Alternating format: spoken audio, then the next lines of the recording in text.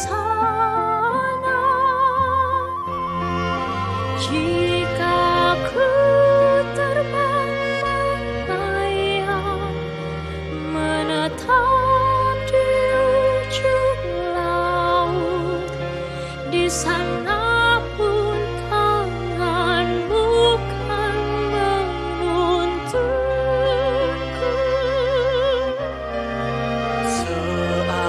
Seandainya kegelapan melingkupi diriku dan terang sekitarku menjadi malam,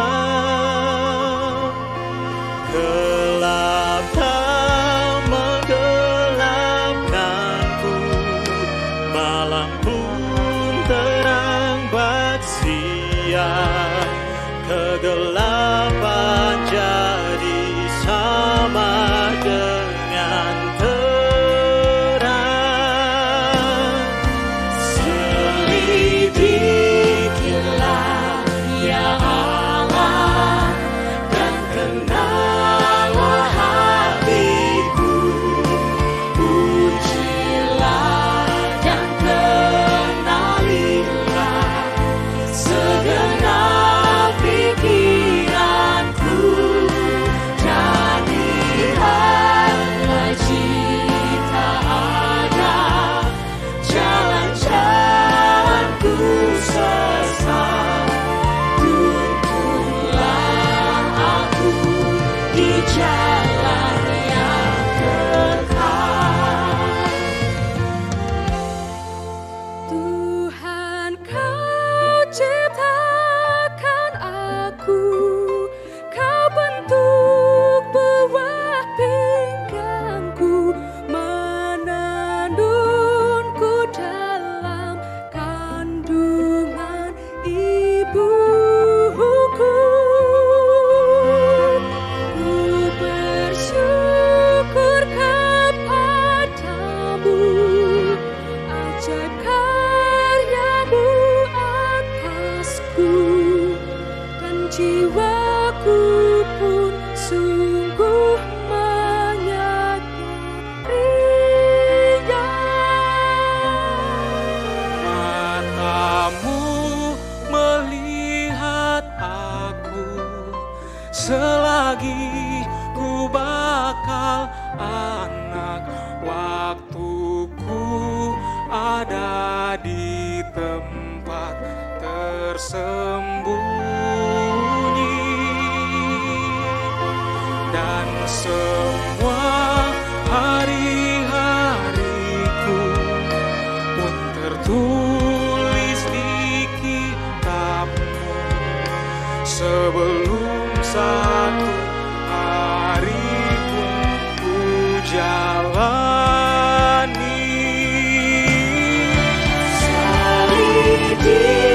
Selidikilah ya Allah, dan kenallah hatiku, ujilah dan kenalilah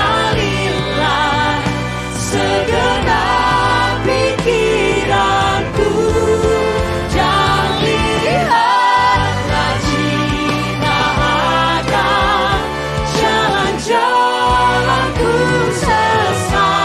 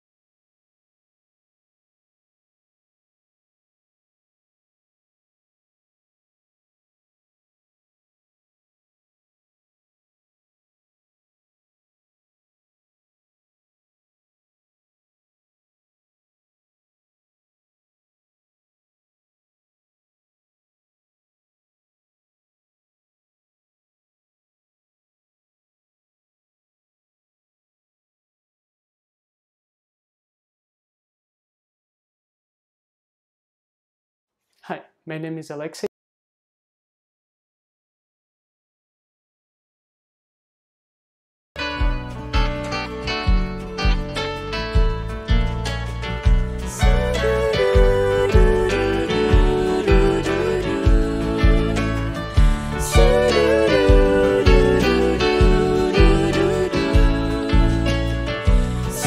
Kami bersyukur untuk kasih-Mu Tuhan. Seindah siang disinari terang, cara Tuhan mengasihiku. Seindah petang dengan angin sejuk, cara Tuhan mengasihiku.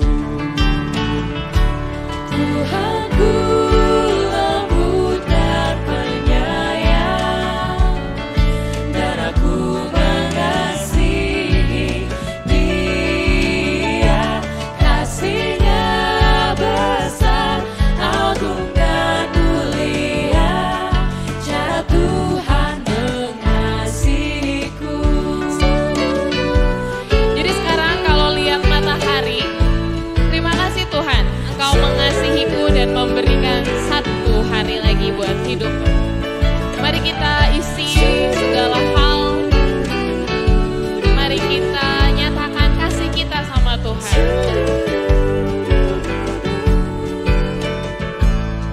Sedalam-dalam, seluas angkasa, Katakan, cara Tuhan mengasihiku. Seharum kembang yang tetap semerbak, cara Tuhan mengasihi. Dia mengasihiku, Dia mengasihimu. Damai-Nya tetap besertaku, dan surgalah pengharapanku. Hidupku tentram, ku nikmati penuh, cara Tuhan mengasihiku.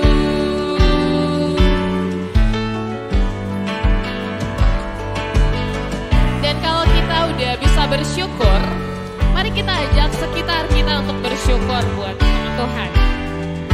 Mari kita pelihara apapun yang Tuhan percayakan buat kita. Kita lihat binatang di sekitar kita, kita lihat tumbuhan di sekitar. Biarlah mereka juga memuji nama Tuhan.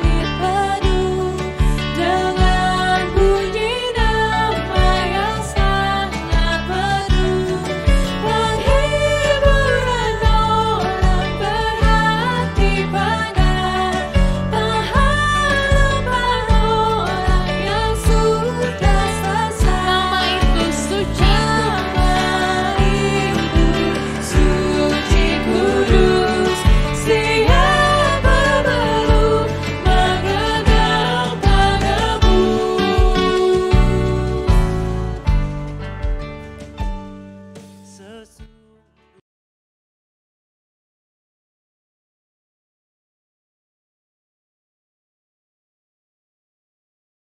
Kedengeran?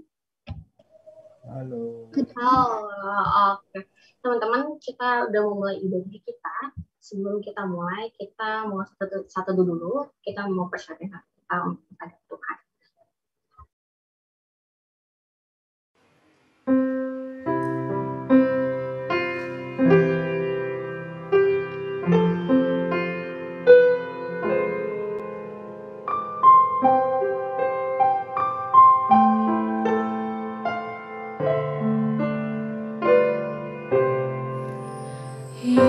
Indahnya sangat yang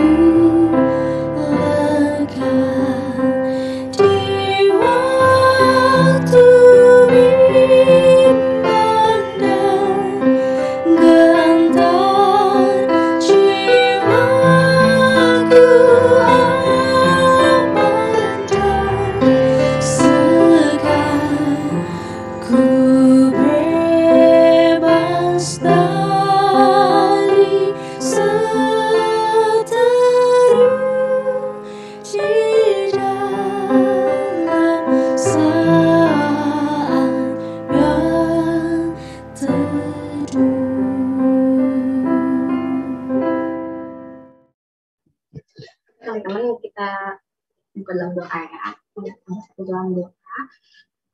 Selamat sore Allah yang baik. Betapa kami bersyukur ketika kami boleh mempunyai Allah seperti Engkau. Allah yang mengasihi kami, yang menyertai setiap langkah dan kegiatan yang kami lakukan sehari-hari. Hari Tuhan, kami mau berhenti sejenak dari kegiatan kami. Kami mau duduk diam, kami mau duduk di hadapan Tuhan. Jadikan kami yang siap untuk memulai ibadah pada sore hari ini. Sungguh Tuhan, biar kiranya Tuhan yang boleh memimpin hati kami, Tuhan yang boleh memimpin jalannya ibadah pada malam hari ini. Di dalam nama-Mu, Tuhan Yesus Kristus, kami menaikkan doa dan menaikkan syukur kami. Amin. Oke, halo teman-teman. Mungkin teman-teman yang nggak berhalang sinyal kan bisa buka kamera supaya aku bisa lihat muka kalian yang udah lama. Harus dipanggilin satu-satu kali ya. Oke, kita panggilin secara cepat. Natania, Daniel, Windy, Bagus, William, Chelsea, Anius, Matthew, Kodedi, Gabriela, Eric, Johan, Monique, Evans, Randy, Michelle, Hana, Yosua, Pendeta Lina, Leoni, Sanli, Juliana, Carlos, bisa open kamera. Ada lagi teman-teman, Jesslyn, Ruben. Oke, kayaknya udah segitu aja ya. Teman-teman boleh open kamera biar aku bisa lihat muka kalian yang cantik, yang ganteng. Udah lama nih nggak ketemu. Oke, thank you buat teman-teman yang udah mau open kamera. Seneng banget hari ini bisa ketemu kalian lagi, lihat muka kalian lagi. Karena udah lama ya kita nggak ketemu secara offline. Nah, aku ada satu pertanyaan teman-teman. Ini pertanyaan yang mungkin sudah ditanyakan setiap minggunya, tapi ini sebenarnya bukan pertanyaan yang biasa-biasa aja teman-teman. Oke. Mungkin kalau teman-teman yang nggak bisa open cam boleh kasih reaction ya biar aku tahu kalian dengerin suara aku dan kalian bisa merespon aku. Siapa yang hari ini ngerasa bahagia, ngerasa bersuka-cita, bisa tepuk tangan? Ada. Oke, Cianjula bahagia, sukacita, Amel, Olin, siapa lagi? Ada banyak. Oh iya, ada banyak nih. Kayak hampir semuanya kasih reaction nih. Jadi teman-teman bersuka-cita ya hari ini. Pertanyaan lagi yang lain. Siapa dari kalian yang hari ini ngerasa bersyukur? Boleh tepuk tangan. Lagi tepuk tangan yang ngerasa bersyukur. Oke, aku harus satu-satu nih. Di banyak nih yang tepuk tangan. Oke. Dari reaction yang teman-teman kasih, sedikit banyak aku bisa menyimpulkan kalau kabar kalian berarti lagi baik-baik aja ya hari ini. Karena kalian lagi senang, lagi happy, bersuka-cita, terus kalian juga ngerasa bersyukur. Nah, ada satu ayat yang tertulis tentunya di dalam Alkitab. Bukan satu ayat, dua ayat. Dua ayat yang kalimatnya bagus banget teman-teman. Yang mungkin melambangkan kesukaan kita pada malam hari ini. Aku bacain ya. Dari Mazmur 100, ayat yang ke-4 sampai ke-5.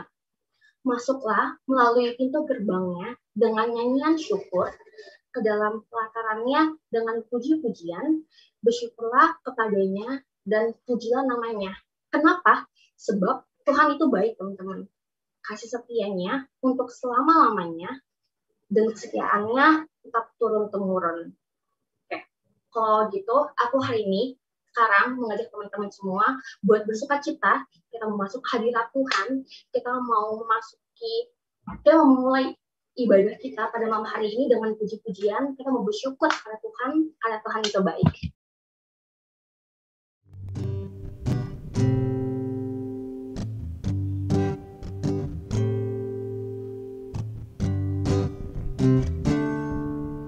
Mari masuk gerbangnya dengan hati bersyukur, halamannya dengan pujian, penuhi baitnya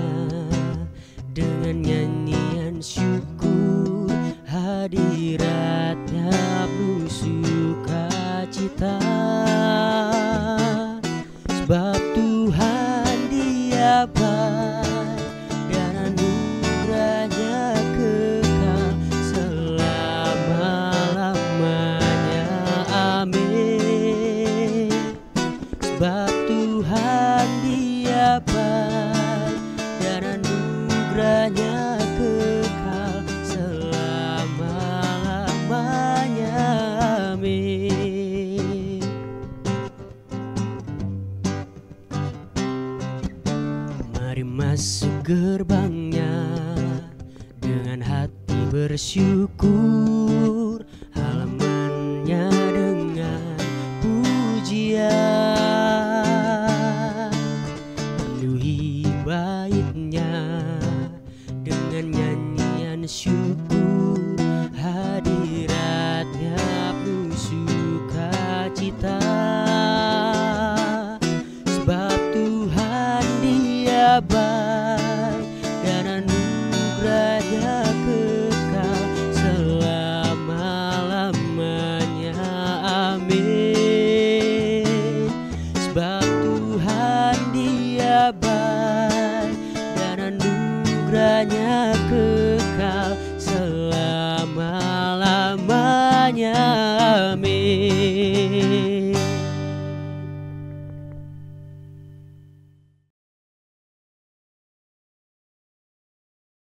Teman-teman, tadi kan kita udah sama-sama menyatakan nih kalau seandainya Tuhan itu baik kepada kita dan kita juga bersyukur kepada Tuhan atas setiap kebaikannya, atas setiap perbuatannya dalam hidup kita. Nah, sekarang pertanyaannya gini teman-teman, ketika Tuhan sudah baik kepada kita, emang nggak ada sih hal yang bisa kita lakuin untuk membalas kebaikan Tuhan. Tapi ada satu hal nih yang bisa kita lakuin sebagai rasa ungkapan syukur kita kepada Tuhan, yaitu menyenangkan hati Tuhan. Teman-teman mungkin pernah berpikir nggak sih, menyenangkan hati Tuhan itu tuh apa ya? Apa sih yang kita harus lakuin supaya Tuhan bisa senang sama kita? Apakah cukup dengan kita berbuat baik kepada orang-orang lain, itu udah cukup untuk menyenangkan hati Tuhan? Ternyata jawabannya enggak teman-teman.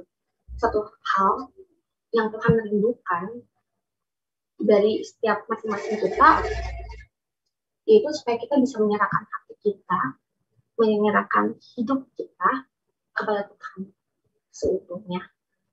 Dan itu yang bisa menyenangkan hati Tuhan, dan itu persembahan terbaik yang bisa kita berikan kepada Dia. Karena itu, sekarang aku mau ajak teman-teman semua buat boleh kita mungkin merenung, kita coba untuk berpikir, Tuhan, gue mau loh mempersembahkan diri gue, mempersembahkan hati gue untuk menyenangkan Tuhan. Yuk, kita merenungin, kita mau sama-sama angkat pujian ini bersama-sama. Tuhan, kami mau menyenangkan-Mu. Menyenangkanmu, senangkanmu, hanya itu kerinduanku. Menyenangkanmu, senangkan hatimu, hanya itu kerinduanku.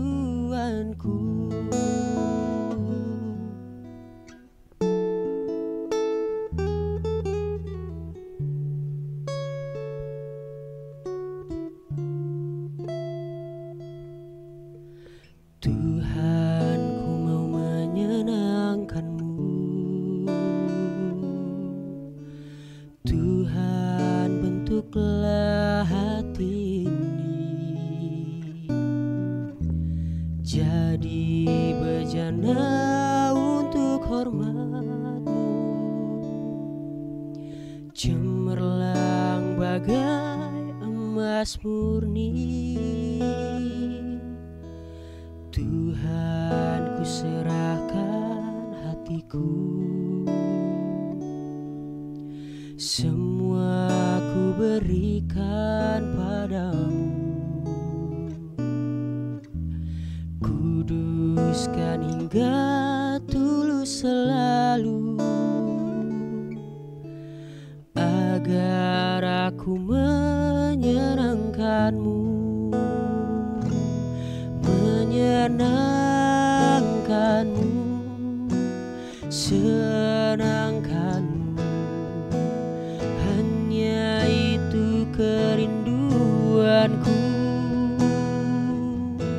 Menyenangkan-Mu, senangkan-Mu,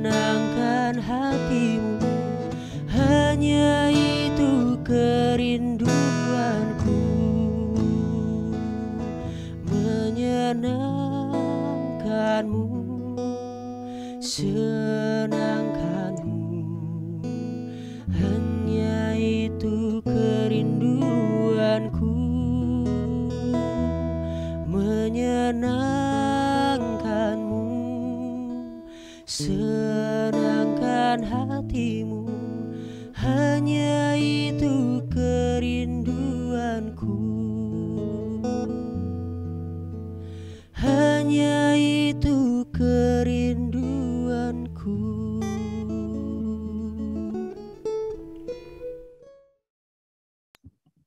Kepada pendeta Lina, saya persilakan.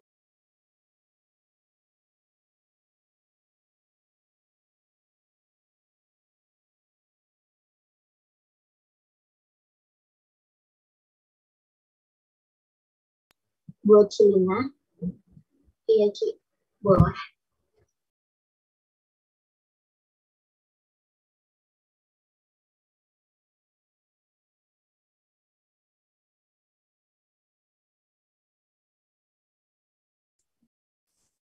Tutum salam ya.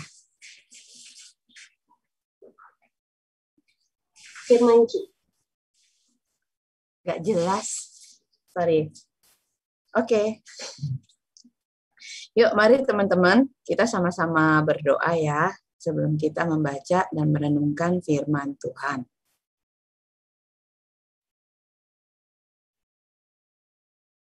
Bapa di dalam surga, kami mau bersyukur karena sore hari ini Tuhan boleh kembali kumpulkan kami di tempat ini, di Zoom meeting ini ya Tuhan.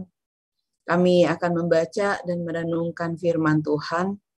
Kami mohon kiranya Tuhan yang boleh berkenan menolong setiap kami, supaya kami dapat mengerti firman ini dan dapat melakukannya dalam kehidupan kami. Kami berserah berdoa dalam nama Tuhan kami, Yesus Kristus. Amin. Baik teman-teman, selamat sore semuanya. Ya, saya mau mengajak teman-teman untuk membuka Alkitab kita,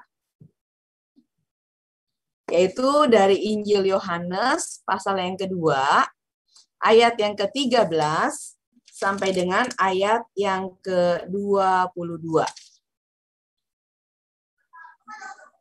Yohanes pasal yang kedua, ayat 13 sampai 22.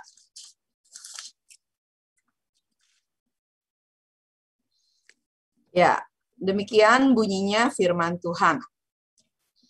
Ketika hari raya Paskah orang Yahudi sudah dekat, Yesus berangkat ke Yerusalem. Dalam bait suci didapatinya pedagang-pedagang lembu, kambing domba, dan merpati. Dan penukar-penukar uang duduk di situ. Ia membuat cambuk dari tali, lalu mengusir mereka semua dari bait suci dengan semua kambing, domba, dan lembu mereka. Uang penukar-penukar dihamburkannya ke tanah, dan meja-meja mereka dibalikannya. Kemudian pedagang-pedagang merpati, kepada pedagang-pedagang merpati ia berkata, "Ambil semuanya ini dari sini. Jangan kamu membuat rumah Bapakku menjadi tempat berjualan." Maka teringatlah murid-muridnya bahwa ada tertulis, "Cinta untuk rumahmu menghanguskan aku." Orang-orang Yahudi menantang Yesus, katanya, "Tanda apakah yang dapat engkau tunjukkan kepada kami bahwa engkau berhak bertindak demikian?" Jawab Yesus kepada mereka, "Rombak bait Allah ini, dan dalam 3 hari aku akan mendirikannya kembali." Lalu kata orang Yahudi kepadanya, 46 tahun orang mendirikan bait Allah ini, dan engkau dapat membangunnya dalam 3 hari? Tetapi yang dimaksudkannya dengan bait Allah ialah tubuhnya sendiri. Kemudian sesudah ia bangkit dari antara orang mati, barulah teringat oleh murid-muridnya bahwa hal itu dikatakannya, dan mereka pun percayalah akan kitab suci dan akan perkataan yang telah diucapkan Yesus kepada mereka, ya. Baik, sampai sekian pembacaan firman Tuhan. Berbahagia setiap kita yang memegang kebenaran firman Allah dan yang melakukannya dalam hidup kita, ya. Hosana. Nah, saudara-saudara sekalian, saudara, saya suka lihat tuh orang-orang yang buka penukaran uang. Kalau kita dari ASMK, ya kan, belok ke kiri, lewatin ada Museum Mandiri, nah itu mulai banyak tuh berjejer-jejer tuh ya. Orang yang bawa uang banyak banget, satu tas gitu ya.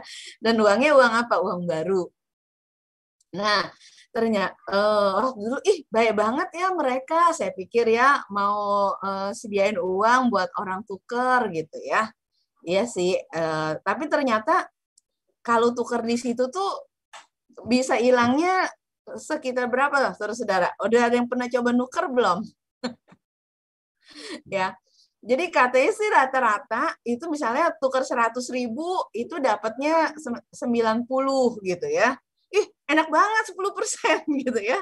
Cuma berdiri doang, pantesan aja panas-panas mau gitu ya. Nyari duit di mana lagi segampang itu.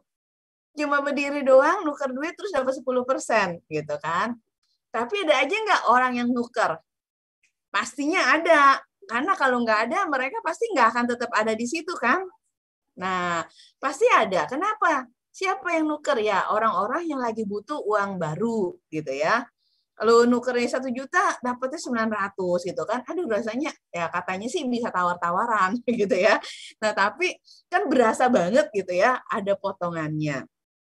Nah, kalau kita nggak penting-penting amat, nggak perlu-perlu amat, pasti banyak di antara kita akan bilang apa? Saya nggak mau, ngapain? Rugi gitu kan. Nabung di bank aja setahun bunganya baru berapa persen. Ya kan? Ada 10%, nggak ada gitu kan. Itu pun 1 tahun loh, bukan cuma 1 kali transaksi gitu ya. Nah, mau dikatakan apa? Betul tentang praktek tukar-menukar uang itu ya pasti akan mendatangkan keuntungan bagi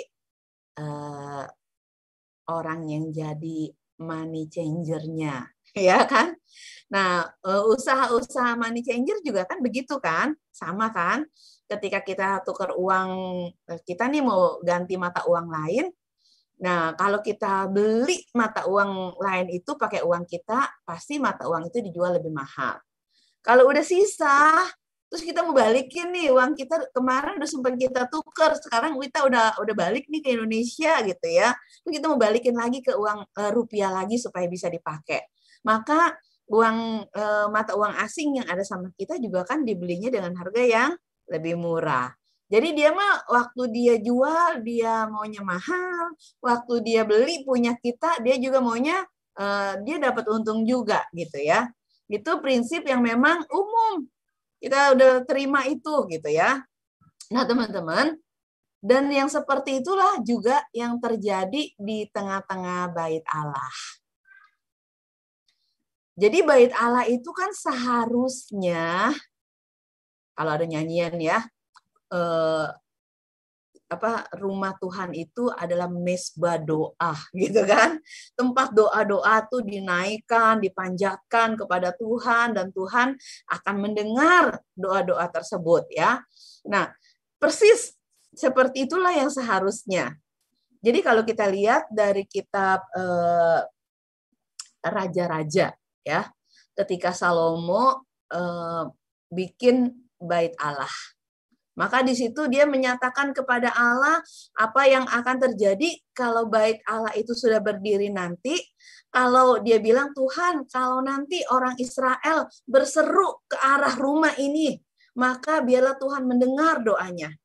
Kalau ada yang berbuat dosa, lalu dia berseru minta ampun dengan menengadahkan tangannya dan memandang kepada bait-Mu, maka biarlah Engkau mengampuni dia, gitu ya. Kalau ada yang sedang berkesusahan, kalau ada seruan apapun yang dinaikkan, maka dikatakan biarlah orang yang berdoa sambil nengok ke bait Allah, jadi cari arah kiblat gitu ya. Kalau orang Islam sekarang kan kiblatnya ke Mekah. Nah, orang-orang Yahudi zaman dulu itu kalau mereka berdoa maka kiblatnya itu ke bait Allah, rumah Allah. Kenapa penting? Karena rumah itu adalah tempat Tuhan menyatakan kehadirannya. Rumah itu adalah tempat di mana Tuhan akan mencurahkan berkat-Nya. Rumah itu adalah rumah yang menjadi pertanda bahwa Tuhan ada di situ. Maka seharusnya ketika orang datang ke rumah itu, mereka datang untuk apa? Ya untuk menyembah Tuhan, untuk berseru kepada Tuhan, untuk beribadah, untuk berdoa, gitu ya. Tapi kemudian kalau kita lihat waktu Tuhan Yesus datang ke bait Allah, dikatakan ketika hari raya Paskah orang Yahudi hampir dekat, sudah dekat gitu ya. Belum harinya, tapi sudah dekat. Nah, dikatakan bahwa waktu itu sudah mulai rame. Rame, kenapa rame? Ya karena orang-orang kan udah pada mulai datang. Mereka mulai berdatangan ya dari tempat tinggal mereka yang jauh-jauh. Nah, itu mereka mulai datang. Nah, ketika mereka datang, apa yang harus mereka lakukan? Ya mempersiapkan diri untuk beribadah. Dan ternyata waktu mereka datang ke bait Allah, ke rumah Tuhan itu, saudara-saudara, ternyata yang mereka dapati adalah, wah, ternyata rumah itu bukan lagi rumah yang kita pikirkan, wah, menghadap Tuhan. Tadi bilang apa? Penuh dengan ketenangan, ada suasana yang teduh gitu ya. Wah, rasanya habis capek nih jalan jauh-jauh, terus sampai di rumah Tuhan tuh kayaknya lega gitu ya, harusnya ya. Wah, habis dari dunia yang penuh dengan kejahatan, dunia yang penuh dengan kepicikan, dunia dengan orang-orangnya yang pada mementingkan diri sendiri. Maka ketika datang ke bait Allah, mereka pikir mereka akan mendapatkan ketenangan dan kelegaan. Tapi ternyata yang mereka dapatkan apa, saudara-saudara? Yang mereka dapatkan adalah bahwa mereka harus berhadapan dengan ritual-ritual yang memang ritual itu ditetapkan oleh siapa? Oleh Tuhan, betul. Ya. Tetapi kemudian sudah diselewengkan sedemikian rupa. Ya. Nah, penyelewengan itu terjadinya seperti apa? Jadi dimulai dengan ada meja-meja penukar uang. Karena orang-orang yang tinggal itu datang beribadah dari tempat yang berbeda-beda.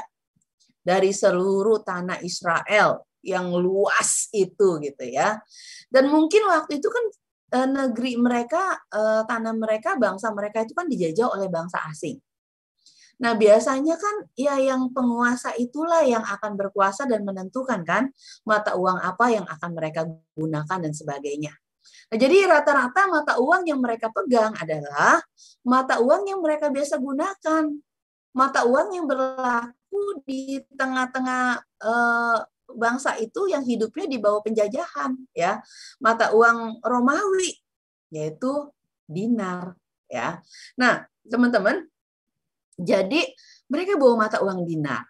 Tapi ternyata uang dinar itu nggak bisa kepake loh buat transaksi di bait Allah.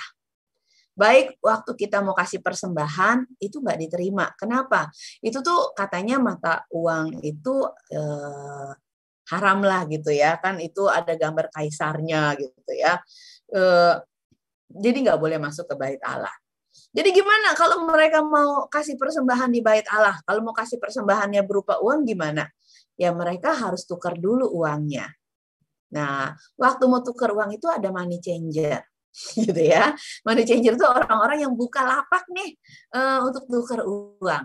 Dan waktu itu kan mereka jarang sekali sebenarnya yang persembahan tuh pakai uang. Yang mereka yang lebih banyak mereka persembahkan ketika mereka datang ke hari raya Paskah adalah mereka bawa kurban Paskah, kurban penebus salah, kurban penghapus dosa, yaitu apa? Lembu jantan atau kambing atau domba betina, gitu kan? Ada syarat-syaratnya tuh, nggak boleh begini, nggak boleh gitu dan sebagainya. Nah, saudara-saudara, jadi orang-orang di bait Allah itu siapa yang ada di situ? Ya para imam dan keluarganya dan keturunannya. Karena merekalah yang dipercaya oleh Tuhan untuk jadi pengelola bait Allah, gitu ya, orang-orang Lewi. Nah, orang-orang Lewi itu memang nggak punya tanah pertanian, tanah peternakan, tanah kekuasaan mereka yang dikasih sama Tuhan, nggak ada. Tanah mereka ya tanah yang secukupnya untuk mereka tinggal, tapi mereka hidupnya memang dari bait Allah. Nah, tetapi kemudian apa yang terjadi sama mereka? Mungkin ya mereka dari mana mendapatkan kekayaan dan kemakmuran. Nah, kalau di zaman Tuhan Yesus, saudara, maka para orang-orang Lewi itu ya itu adalah keturunan orang-orang kaya.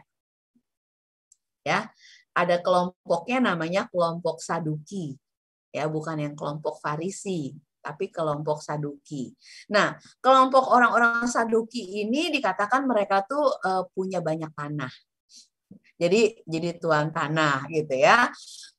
Mereka kenapa bisa gitu? Iya, kalau ada orang Israel yang miskin, yang ini mereka bisa jual atau gadein tanahnya ke mereka gitu. Pokoknya tuh orang-orang Saduki itu terkenal kaya. Ya, dia pemimpin agama dan dia terkenal kaya, makmur gitu ya. Nah, gimana mereka bisa makmur kalau mereka cuma jadi imam? Kalau mereka cuma jadi pengurus bait Allah? Kok bisa makmur ya? Ya ada juga sih yang pelayanan di gereja, punya gereja, ngurus gereja, terus hidupnya kan lebih makmur ya. Kenapa ya? Semua umat disuruh kasih 10%, lalu umatnya ribuan, dia mendapat beribu-ribu persen gitu kan dari penghasilan orang-orang. Nah, teman-teman, betul. Lalu mereka hidupnya itu begitu makmur. Dan ternyata ada juga selain mereka dapat perpuluhan dan sebagainya, ada hal-hal yang mereka lakukan, yaitu apa? Tadi itu ya, ada banyak hal yang bisa dibisnisin. Satu, mulai dari penukaran uang. Dua, penyeleksian kurban. Nah, kurban kan harus masuk kriteria lolos sensor gitu kan. Nah, itu kan disensor. Terus kebanyakan hewan-hewan yang ternak yang dibawa itu ya dianggap nggak pantas untuk dipersembahkan. Kenapa nggak pantas dipersembahkan? Ya iyalah, mungkin kan itu ternak domba habis dibawa jalan sekian puluh kilometer sampai ke bait Allah, ya pasti udah dekil, pasti udah kotor, mungkin ada yang keserimpet apa gitu kan. Nah itu waktu diperiksa rata-rata nggak lulus sensor. Kalau nggak lulus sensor digimanain? Nah mereka ada penampungan, boleh dijual, dibeli dengan harga murah, gitu ya. Nah, terus kalau mereka udah dibeli dengan harga murah gimana? Ya nanti mereka bisa permak itu ternyata. Ada bagian yang bisa mempermak itu kayak piaraan kita, misalnya anjing ya. Kalau udah lama nggak dimandiin, kan lecek tuh. Tapi kalau baru habis dibawa ke grooming, terus hasilnya keluarnya gimana? Oh, bagus lagi dong, gitu kan. Nah, pas udah bagus lagi, nanti hewan itu akan ngantri di tempat yang akan dijual sebagai hewan yang layak untuk dipersembahkan.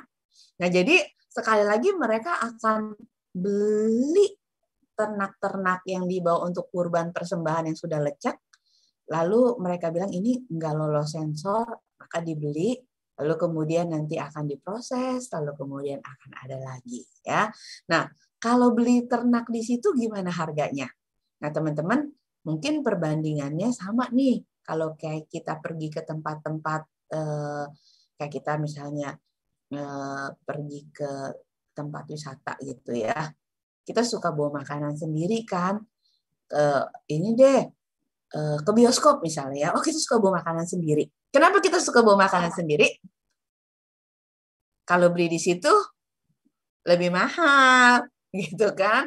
Orang Coca-Cola sekaleng gitu cuma 5.000, di situ bisa sampai berapa duit harganya, bisa berapa kali lipat gitu kan. Semua. Jadi akhirnya di situ juga pasti saya pikir pasti juga sama gitu ya. Itu sebabnya Tuhan Yesus jadi marah sama mereka. Apa yang bikin Tuhan Yesus marah sedemikian rupa? Baru kali itu ya diperlihatkan, dicatat di dalam Alkitab bahwa dia tuh marahnya sedemikian rupa sampai orang-orang diusir, sampai meja-meja ditebalikin sampai dipecut-pecutin, dia bikin tali pecut dari tali yang dianyam-anyam gitu ya. Karena apa? Dia lihat, dia saksikan, lalu dia jadi sedemikian rupa marah. Ya. Kenapa marah? Melihat ketidakbenaran. Dia tahu seluruh prosesnya. Karena dia sejak umur 12 tahun, dia pertama kali datang ke bait Allah. Dan sejak umur 12 tahun, setiap tahunnya dia pasti akan diajak oleh orang tuanya untuk datang ke bait Allah. Dan tiap-tiap tahun dia terus mengulang dan dia terus melihat fakta yang sama.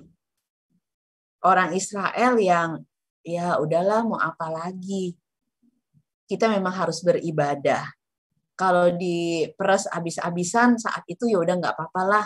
Cuma setahun sekali. Mereka pikir ya, harus merayakan Paskah itu setahun sekali. Dan itu nggak boleh enggak. Jadi mereka ya udahlah nggak apa-apa. Diperlakukan seperti itu ya udahlah bayar aja. Gitu ya. Ini kan kenapa? Karena sistemnya udah begitu. Daripada kita nggak bisa beribadah, daripada kita nggak bisa dekat sama Tuhan, daripada kita jadi terhalang untuk datang kepada Tuhan, ya udahlah kita bayar aja. Mereka protes nggak? Mereka nggak bisa protes. Siapa yang akan mendengarkan protes mereka? Para imam, orang Lewi, justru yang berkuasa. Para pemimpin agama mereka justru yang menentukan ketentuan-ketentuan itu. Dan mungkin banyak orang-orang mereka yang kemudian bekerja di sana untuk mencari dan meraup keuntungan yang sebanyak-banyaknya bagi hidup mereka dalam ibadah-ibadah yang dilakukan. Nah, saudara-saudara, kalau kita membayangkan itu, maka ngenes banget ya. Rasanya itu sedih banget, kan? Itu orang mau datang doa, malah diperes habis-habisan.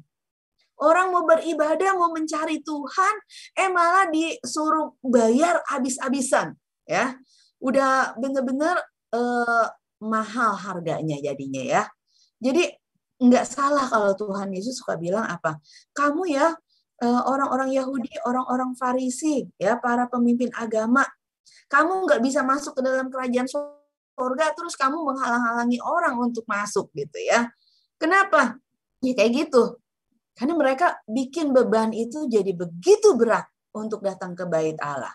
Untuk beribadah kepada Allah itu ada syarat yang sedemikian rupa beratnya. Dan mereka lakukan itu. Nah, saudara-saudara, maka hari itu ketika Yesus sudah memulai pelayanannya di tengah-tengah mereka, maka Yesus melihat hal itu dan dia mulai bertindak. Apa yang Yesus lakukan? Dia membongkar semua ketidakbenaran mereka. Dia menyatakan protes yang luar biasa kepada mereka, ya. Dibalikin, ditunggang balikin, lalu kemudian dia marah, dia bilang pergi. Kenapa? Karena kamu menjadikan rumah Bapakku yang seharusnya ini jadi rumah doa, rumah berkat. Tapi justru sekarang jadi rumah tempat atau sarang penyamun. Siapa sarang penyamun yang ada di situ? Ya para imam, orang-orang Lewi yang tinggal, yang mengurus tempat itu. Yang kemudian menjadikan agama sebagai bisnis. Agama sebagai sebuah peluang untuk mengeruk kekayaan dan kemakmuran. Dan gak peduli dengan orang-orang yang mencari Allah. Nah, saudara-saudara, itu sebabnya Tuhan marah.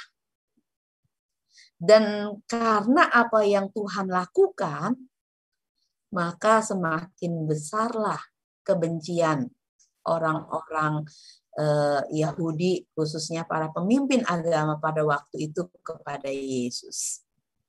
Mereka semakin besar kebenciannya oleh karena apa? Oleh karena dia berani-beraninya ngebongkar kasus mereka. Berani-beraninya nih ya, maksudnya haknya apa gitu ya. Kamu tuh siapa? Hakmu apa? Coba tunjukkan gitu ya. Sampai kamu tuh merasa bahwa kamu tuh berhak lakukan hal itu. Emangnya kamu siapa? Saudara-saudara, kita ngeri banget kali ya. Kalau kita membela satu ketidakbenaran, lalu kita menyatakan kebenaran, terus orang-orang yang berhadapan dengan kita itu bertanya kepada kita, lu siapa? Mau sok ngebelain gitu ya. Mau sok ini, kamu siapa? Ya, saudara-saudara, tapi Tuhan Yesus lakukan itu. Dia nggak peduli kalau mungkin akan ada begitu banyak orang yang kemudian akan menyerang dia.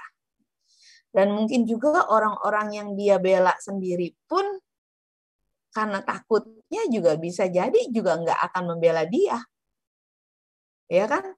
Mereka selama ini udah terima aja kok diperlakukan dengan nggak benar, nggak adil. Ya udahlah, udah terima nasib gitu kan?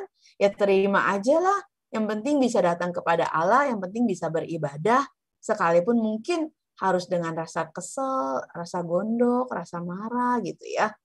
Nah, tapi Tuhan Yesus nggak bisa melihat ketidakbenaran itu. Tuhan Yesus mencintai Tuhan. Tuhan Yesus mencintai rumah Tuhan. Tuhan Yesus tahu rumah Tuhan itu seharusnya tempat di mana berkat Allah dicurahkan. Tempat di mana orang boleh mengalami perjumpaan dengan Tuhan. Bukan tempat orang-orang akan mengalami dirampok habis-habisan. Itu sebabnya rasa cinta itu membuat dia bertindak dengan keras. Dan karena tindakannya yang keras, apa yang Kristus alami? Cinta akan rumahmu, katanya murid-muridnya ya. Oh, dia baru ngerti ini maksudnya. Cinta akan rumahmu menghanguskan aku. Nah, saudara-saudara, kata-kata itu dikutip dari Mazmur 69. Mazmur 69 berbicara tentang cinta akan rumah Tuhan, itu menghanguskan pemazmur ya. Maksudnya apa? Maksudnya cintanya itu seperti apa? Apakah cinta itu kemudian membakar dengan kemarahan yang meledak-ledak? Oh, bukan itu, saudara-saudara ya. Tetapi yang mau dikatakan dalam Mazmur 69 di sana disebutkan ya. Apa sih sebenarnya ini tentang sosok manusia yang karena dia ikut Tuhan, karena dia berjalan di jalan Tuhan, maka dia mengalami kesusahan, ya. Dia dipandang sebagai satu celah oleh karena dia mengikut Tuhan, oleh karena dia berlindung kepada Tuhan, mungkin oleh karena dia percaya kepada Tuhan, ya. Mazmur 69 mulai dari ayat 7, 8, dan 9 saya bacakan ya. Sebab oleh karena engkaulah aku menanggung cela, noda meliputi mukaku. Aku telah menjadi orang luar bagi saudara-saudaraku, orang asing bagi anak-anak ibuku. Sebab cinta untuk rumahmu menghanguskan aku, dan kata-kata yang mencela engkau telah menimpa aku. Ya. Jadi di sini adalah bahwa sosok yang sedang berseru dan berdoa kepada Allah di tengah kesesakannya ini, dia mengalami bagaimana cintanya kepada Tuhan malah membawa dia ke posisi yang sukar, yang sulit, yang berbahaya. Oleh karena dia mau berjalan mengikut Tuhan, maka banyak orang yang mencela Tuhan, memusuhi Tuhan, nggak suka sama Tuhan, lalu kemudian menimpahkan semuanya itu kepada dia. Dan dia harus tanggung itu. Dan dia lebih memilih untuk tetap tanggung itu. Kenapa? Karena dia memang mencintai Tuhan. Seperti itulah yang Kristus lakukan.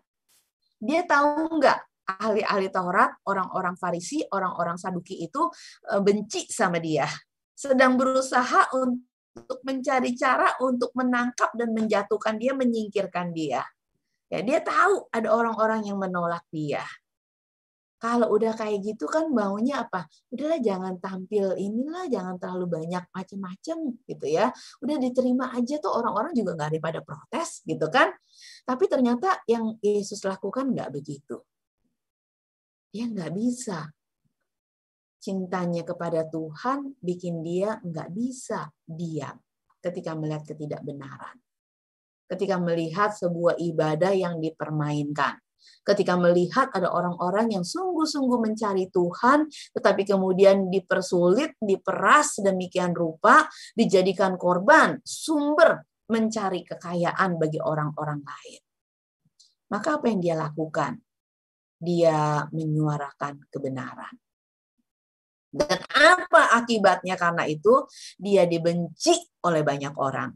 Oleh ahli-ahli Taurat, oleh para imam, oleh orang-orang Farisi, orang-orang Saduki. Semuanya benci dia. Secara bersepakat mereka berusaha untuk menjerat dia. Nah, saudara-saudara, kan itu yang terjadi kemudian. Ketika dia nanti kita akan baca menjelang semakin dekat hari penyalipannya ya. Orang-orang itu terus cari cara untuk mencelakakan dia. Kenapa? Karena dia berani-beraninya menyatakan kebenaran.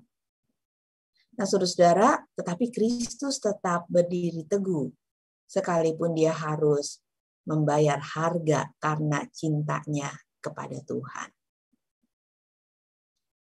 Dan itu sebabnya kalau kita kaitkan apa yang kita bahas hari ini dengan minggu lalu topik kita tentang apa?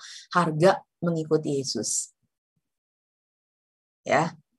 Jadi pengikut Kristus, jadi orang yang cinta sama Tuhan, jadi orang yang mau berdiri dan membela dan memperjuangkan kebenaran dan keadilan, ya memang nggak gampang. Ada harga yang harus kita bayar. Ada harga yang harus kita bayar, mungkin kita jadi dibenci. Tapi dibenci nggak boleh, karena kejelekan kita. Ya, tapi kita dibenci oleh karena apa? Oleh karena kita melakukan kebenaran. Kita dijahatin orang oleh karena mereka nggak tahan dengan kebenaran yang kita nyatakan. Kalau kita udah ada di jalan itu, berarti kita sedang berjalan di jalannya Tuhan. Tapi kalau di tengah-tengah ketidakbenaran dan kita aman-aman aja, saudara-saudara, kita nggak bertindak apa-apa, kita nggak bayar harga apa-apa, kita nggak mau lihat, kita nggak mau dengar, kita nggak mau tahu gitu ya. Kita nggak melakukan sesuatu untuk menyatakan kebenaran. Maka ya memang kita nggak akan kenapa-napa, kita nggak akan susah, kita akan santai-santai aja, ya, akan gampang saja, akan mudah saja. Tetapi bukan itu yang Tuhan mau kita lakukan. Tuhan mau ketika kita punya ibadah yang keluar dari hati kita. Ibadah yang kita lakukan dalam segala ketulusan dan kebenaran. Ya, maka hari ini kita belajar. Belajar apa? Oh, ibadah itu bukan sekedar melakukan sebuah ritual. Bukan sekedar memenuhi kewajiban keagamaan. Tapi beribadah berarti juga ketika kita punya hati yang bersedia untuk hidup dalam kebenaran. Berjalan dalam kebenaran. Membela dan menyatakan kebenaran lewat hidup kita. Membela orang-orang yang diperlakukan dengan tidak adil. Berani menegur apa yang salah. Nah, saudara-saudara, itu adalah ibadah kita yang sejati. Ketika kita berani membela orang-orang yang tertindas, orang-orang yang dihambat untuk datang kepada Allah, kita berani membela mereka, kita berani membukakan jalan bagi mereka, walaupun kita tahu ya, nggak semua orang berani. Jangan-jangan kita belain orang, orangnya sendiri nggak berani membela diri gitu ya. Jadi akhirnya apa? Kita yang dikorbankan gitu ya. Nah, saudara-saudara, saya pernah ketemu sama satu kelompok orang.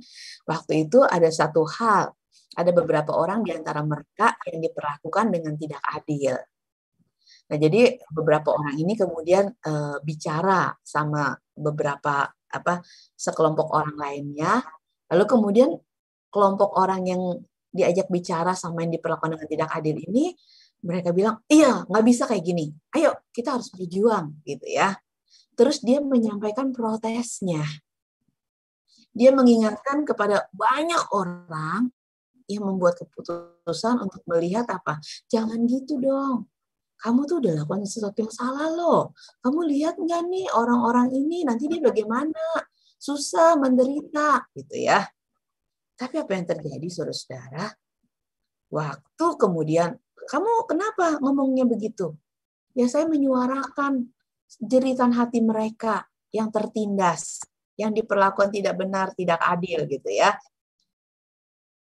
Ternyata waktu dipanggil orang-orang itu ditanya, benar, kamu merasa keputusan yang kita ambil ini nggak adil? Benar kamu mau protes? Terus dijawabnya apa teman-teman sama orang-orang itu?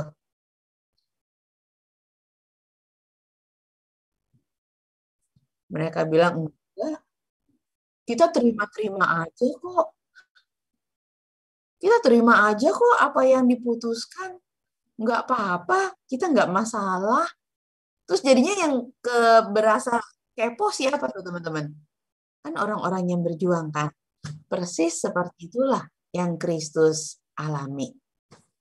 Dia membela orang-orang yang diperlakukan dengan tidak benar dan tidak adil. Tapi kemudian ketika orang-orang yang punya atau pemimpin yang berhak mengambil kebijakan itu mengajak rakyat banyak berbicara, nggak ada yang berani ngomong. Nggak ada yang berani setuju berkata, betul, tanda apa yang dia sudah yang engkau berikan bahwa engkau berhak lakukan ini? Bukankah Mesias harusnya ada orang yang berani membela kebenaran dan keadilan? Bukankah Mesias seharusnya dapat membawa mereka balik kembali kepada Allah? Bukankah itu adalah tanda yang begitu jelas sekali diberikan oleh Yesus? Tetapi ketika para pemimpin agama itu bertanya kepada Yesus, tanda apa yang bisa kamu lakukan sehingga kamu pantas lakukan hal seperti itu? Maka nggak ada orang yang bela dia. Bahkan ketika Yesus kasih tahu tandanya, rombak bait Allah ini. Maka dalam 3 hari aku akan membangunkannya kembali. Lalu mereka semua bercakap-cakap satu dengan yang lain. Apa bisa? Gitu ya. Mereka sendiri tidak ada di pihak dia. Saudara-saudara, pun ketika tidak ada orang di pihaknya, orang-orang yang hidup beribadah di hadapan Tuhan akan tetap menyatakan kebenaran dan keadilannya. Dia akan tetap menyatakan kebenaran dan keadilan.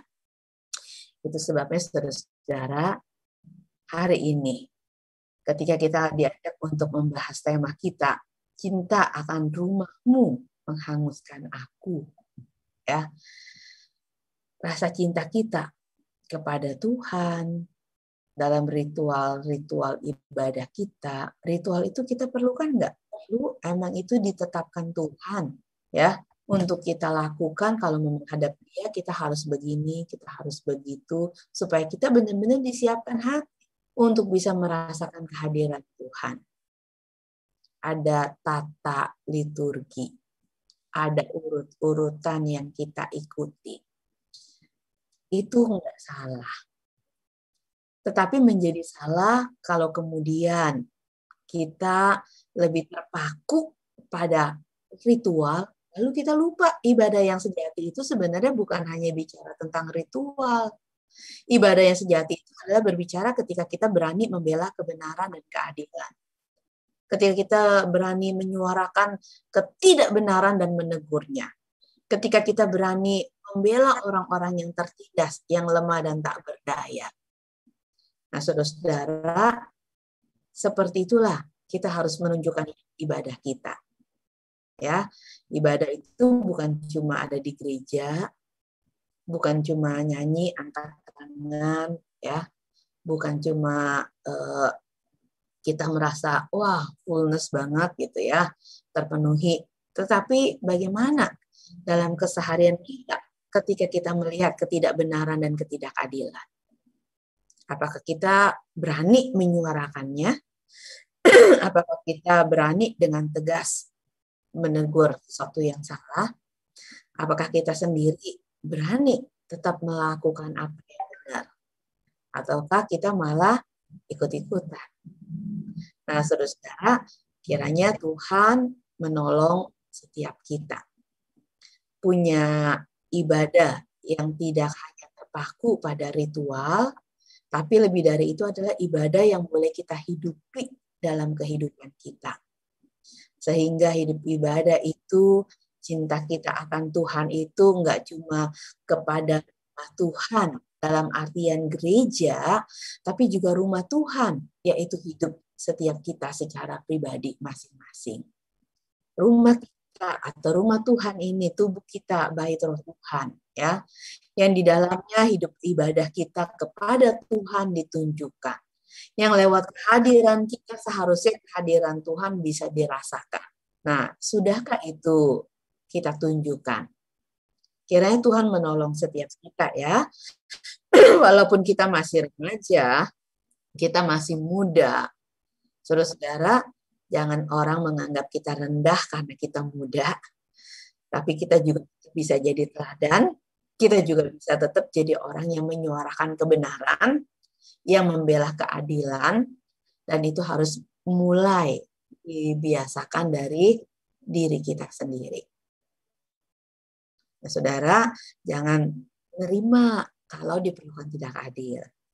Kalau tidak adil yang menguntungkan saya diam aja lah. Nah, jangan juga ya. Kalau misalkan mama kita atau papa kita, dia memperlakukan kita lebih istimewa dari yang lainnya, gitu ya. Nggak adil, nggak adil gitu kan. Tapi kita pikir, masa bodoh lah, nggak adil ini. Saya di posisi yang enak gitu ya. Tapi kita mungkin harus kasih tahu. Karena mungkin apa yang papa mama kita lakukan, apa yang baik, kita nggak ngerti maksudnya, pasti tetap baik sih. Cuma itu kan bisa melukai saudara-saudara kita yang lain. Berani nggak kita ngomong? Ya, sehingga iya orang tua kita tahu betul nih anak peka banget gitu ya dengan kebutuhan orang lain. So, ketika kita lihat ketidakbenaran, orang nyerobot, orang antri, orang buang sampah sembarangan, atau kalau yang sering terjadi ya mungkin orang nggak tertib dengan protokol kesehatan. Nah, kadang-kadang tuh kita jadi serba salah tuh ya, mau tegur, udah tegur nih, kalau orangnya keras kepala bagaimana nih, terus-terusan gitu kan, ya tetap kita menegur. Ketika masih nggak didengar juga, ya sudah, yang penting kita udah nyatakan gitu ya, kita sudah tegur, dan mestinya sih memang harus sampai ada perubahan, tapi kan kita memang nggak bisa mengubah orang. Tapi paling nggak kita sudah berani menyuarakan kebenaran. Ya, kiranya Tuhan menolong kita sehingga ibadah kita jadi ibadah yang hidup, ibadah yang nggak hanya terkungkung oleh tembok gedung gereja, tapi ibadah yang boleh dapat dilihat nyata di tengah-tengah kehidupan kita. Tuhan menolong kita. Amin.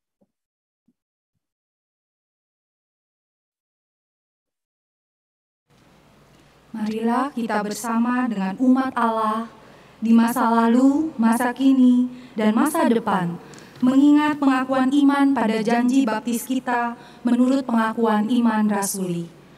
Aku percaya kepada Allah, Bapa yang Maha Kuasa, Khalik langit dan bumi, dan kepada Yesus Kristus, Anaknya yang tunggal, Tuhan kita, yang dikandung daripada Roh Kudus, lahir dari anak darah yang menderita sengsara di bawah pemerintahan Pontius Pilatus, disalibkan, mati dan dikuburkan, turun dalam kerajaan maut, pada hari yang ketiga bangkit pula dari antara orang mati, naik ke surga, duduk di sebelah kanan Allah, Bapa yang Maha Kuasa, dan dari sana Ia akan datang untuk menghakimi orang yang hidup dan yang mati.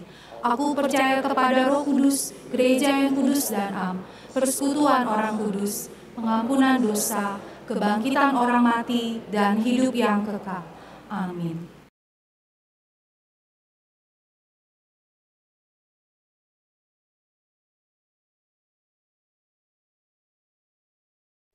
Oke teman-teman, sekarang kita mau memberikan persembahan kepada Tuhan.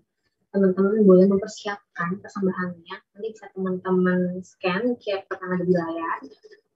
Dan teman-teman bisa memberikan persembahan lewat wadah gitu ya. Oke. Ada satu ayat yang baik sekali yang aku bacakan buat teman-teman semua dari 1 Tawarik 29 ayatnya yang ke-14. Sebab siapakah aku ini dan siapakah bangsaku sehingga kami mampu memberikan persembahan sukarela seperti ini. Sebab daripadamulah segala-galanya dan dari tanganmu sendirilah persembahan yang kami berikan kepadamu.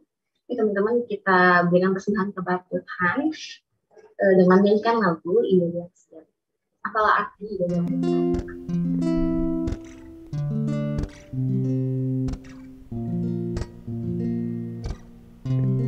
Apalah arti ibadahmu kepada Tuhan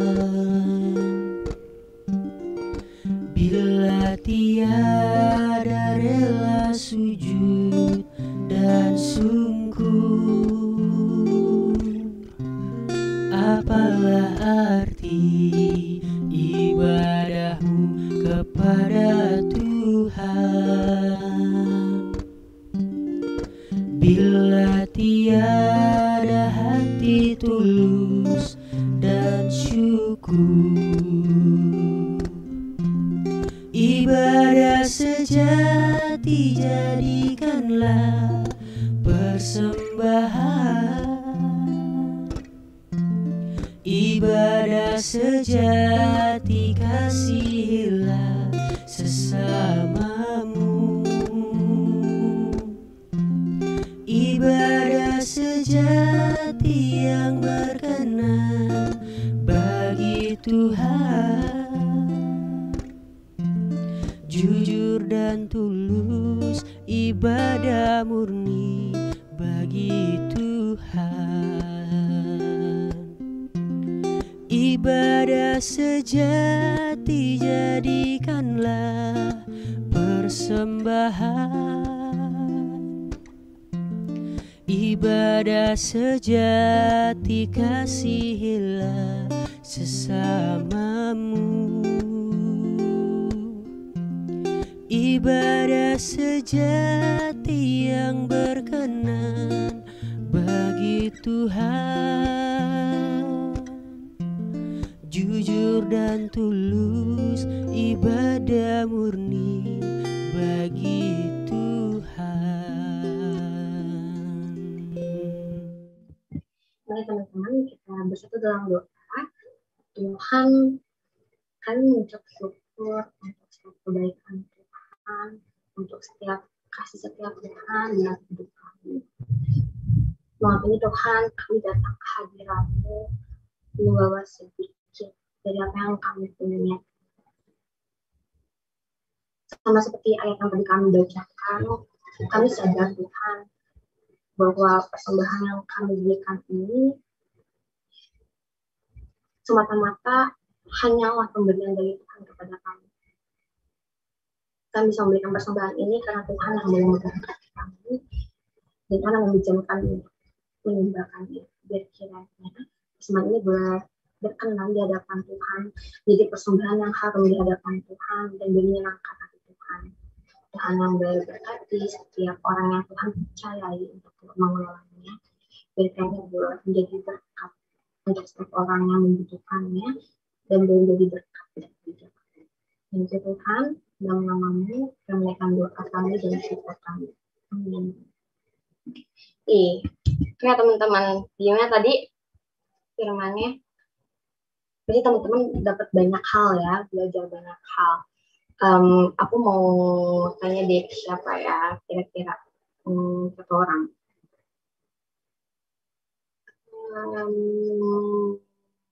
Matthew. Matthew. Halo Kak Matthew. Boleh nggak kok sharingin satu poin atau satu kalimat yang Kak dapetin setelah mendengar firman dari Cilina tadi? Satu poin atau satu kalimat aja. Kita harus menyayangi bait Allah, tapi nggak harus dalam bentuk gedung gitu. Nah, misalnya di dalam diri kita sendiri juga bisa. Ya itu sih. Kalau 1 poin. Oke, thank you for Matthew. Ya, benar ya. Ketika kita mencintai baik Allah, kita tuh nggak cuma berbicara dengan gedungnya aja. Nah, kalau dari aku pribadi, BTW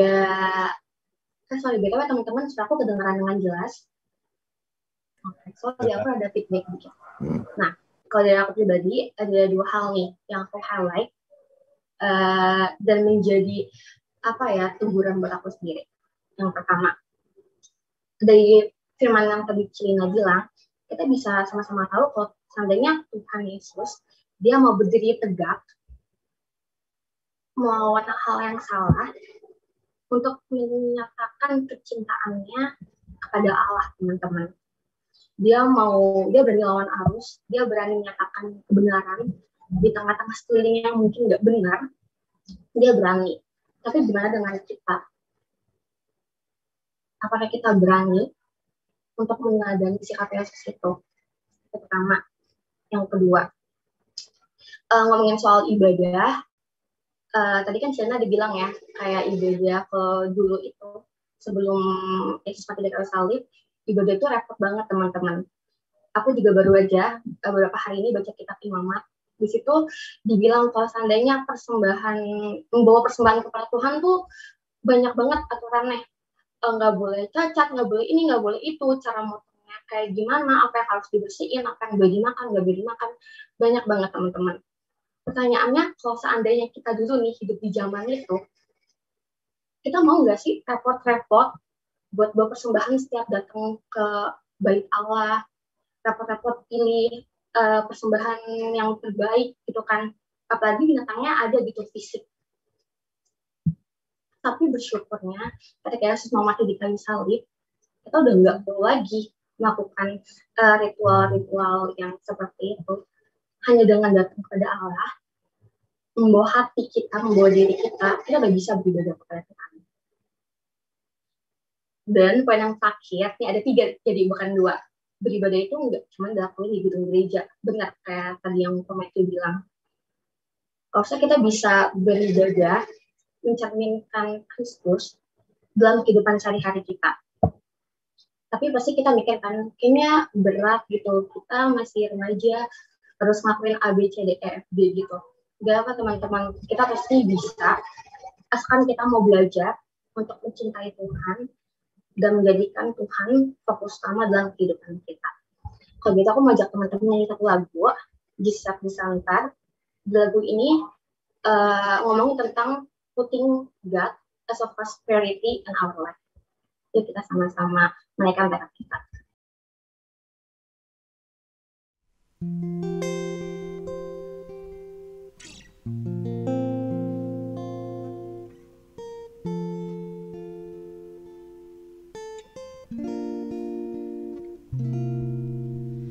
Jesus at the center of it all.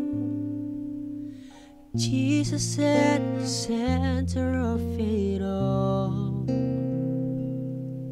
From beginning to the end, it will always be, it's always been you, Jesus.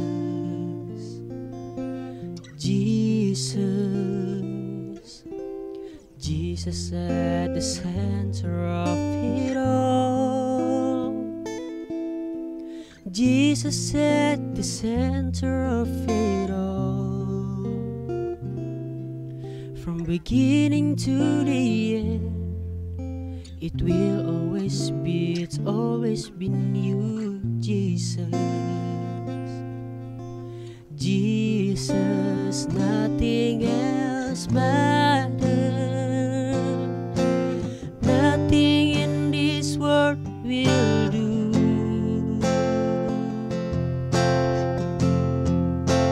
Jesus, you're the center,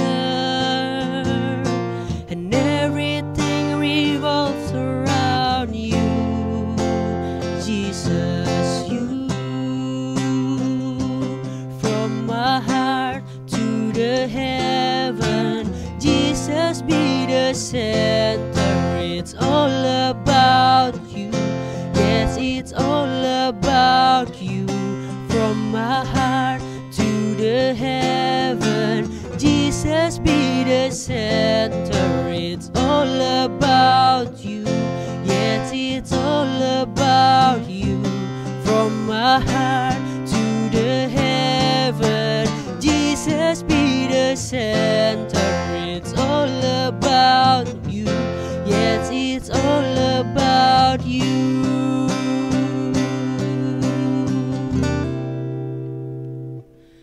Nothing else matters. Nothing in this world will do.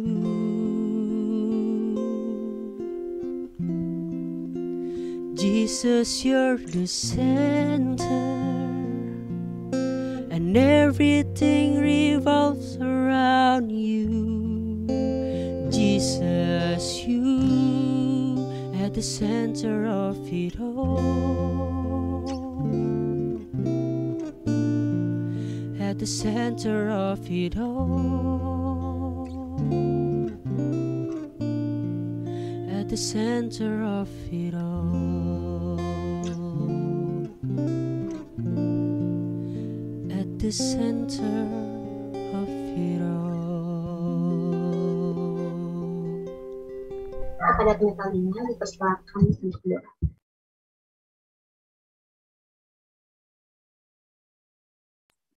Mari saudara-saudara, kita akan mengakhiri kebaktian kita pada hari ini. Kita arahkan hati kita kepada Tuhan. Kita mohon agar Tuhan sendiri yang boleh melengkapi kita dengan apa yang kita perlu, sehingga kita bisa punya ibadah yang hidup, yang tidak hanya berupa ritual, tapi juga hidup kita yang boleh berani membela kebenaran dan keadilan.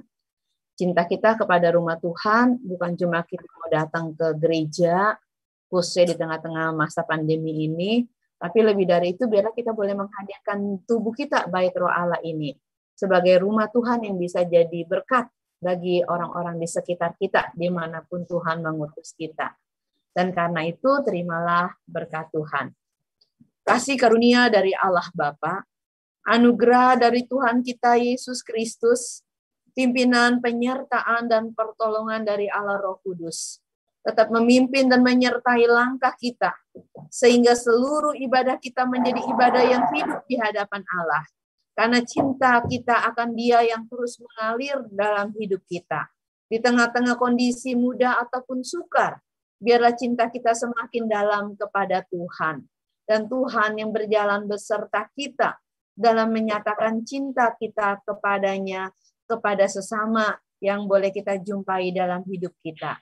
Hanya dalam nama Tuhan Yesus Allah yang mengasihi kita, kita serahkan seluruh hidup kita untuk dipimpin dan disertai oleh Roh Kudus, dan terus dipelihara oleh Bapa yang kasih-Nya begitu besar, dari saat ini sampai Ia datang kembali.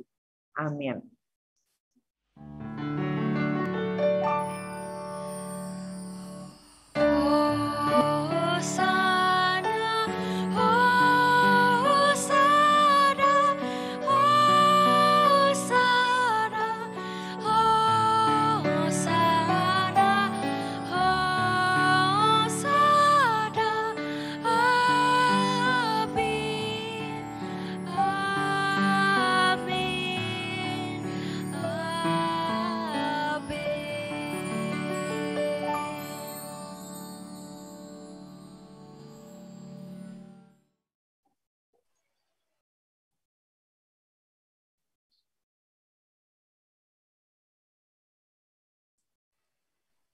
Teman-teman, kebaktian kita udah selesai.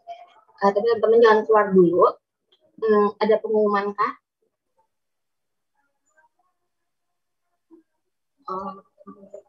Nggak ada ya? Langsung aja kita ya. Oke. Thank you Cilina. Selamat hari Minggu semuanya. Gitu ya. Kita masuk ke CG Times itu. Ya tapi teman-teman hari ini kita nggak banyak apa-ngapain banget ya karena kehabisan ide gitu ya. Nggak, kita kehabisan ide, tapi debat-debatnya bukan minggunya. Jadi kita minggu ini nggak main game teman-teman. Tapi kita mau ngundang, debat-debatnya kita mau menyambut jemaat baru nih gitu. Namanya Serafin. Halo Serafin. Hai, Semua kasih reaction dong, reaksi tepuk tangan kayak atau selebrasi gitu kan. Oh ya, Nah, siap. halo Serafin, boleh buka mic ataupun kamera? Ya, biar kita bisa lihat nih mukanya. Ya, kalau bisa kita lihat kamera. Wih, Serafin aja bakal kasih tepuk tangan ya. Halo Serafin, Halo. boleh perkenalan? Saya nama, sekolah di mana, terus siapa yang ngajak gitu aja kan. Kelas berapa? Jangan lupa kelas berapa ya. Halo, nama aku Serafin. Aku sekolah di Penabur, umur aku 12, kelas 7. Yang ngajak siapa ya kira-kira? Yang ngajak Hito. Di sini namanya Evans Gray. Oh, Ko Evans. I love you, Ko Evans gitu ya. Boleh welcome dong ke Serafin dong. Halo Serafin, boleh open mic-nya? Serafin. Kita boleh sambut bareng-bareng ya, kok ya? Iya, boleh. Serafin kayak biasa di kelas ya. 2, 3. Hai, Welcome Serafin. Serafin. Sebenarnya. Jangan lupa. Kok kan ada Bahkan- lanjutan ya?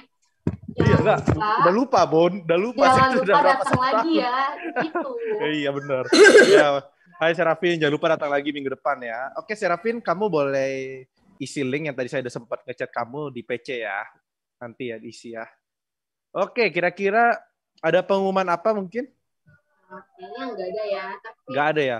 teman-teman, seperti biasa, kalau teman-teman sadarin, ketika kita main ibadah online, setiap habis ibadah kita selalu foto bareng teman-teman. Betul. Kita mau Jadi, buka kamera, kita mau foto yes. bareng-bareng.